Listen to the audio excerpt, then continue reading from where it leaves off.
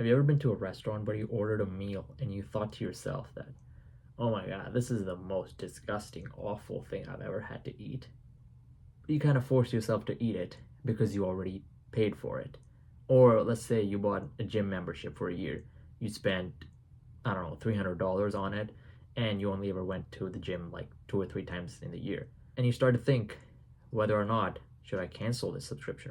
But you kind of force yourself to go to the gym because you already paid for it. And it's not even about the health benefits anymore. It's about avoiding that uncomfortable feeling of wasted money. That is what's called a sunk cost fallacy. Essentially, a sunk cost fallacy is basically the idea that we continue to do something that we've already spent a lot of time or money or effort on in the past, knowing the fact that working on it is probably going to make things worse. The sunk costs are essentially time or money or effort that was put into something that won't come back.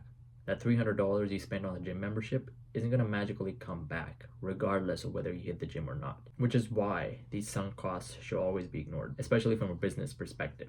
You do not want your decision making to be affected by these costs. A perfect example of this is the DC Extended Universe, or better known as the DCEU. This was a collection of superhero movies released by Warner Brothers in the 2010s. The idea was to create sort of a cinematic universe of their own. They spent hundreds of millions of dollars on these movies. They hired a bunch of directors and actors. Initially, some of these movies did make a lot of money, but the audience wasn't particularly a fan of the movies.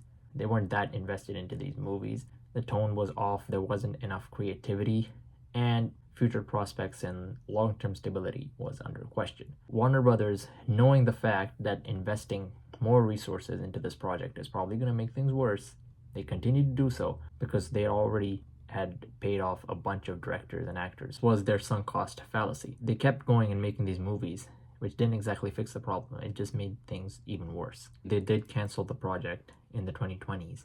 And that reflected on their own decision making, the fact that the past investment into the project wasn't a matter of consideration anymore. It was what they were going to do with their resources in the future and whether or not it was going to be a beneficial investment. So the things to keep in mind are the sunk costs or fixed costs that are gone down the drain. You cannot bring them back whatsoever. And another thing to keep in mind is that your future decision making should not factor in sunk costs. They should not affect what you make or what you do in the future.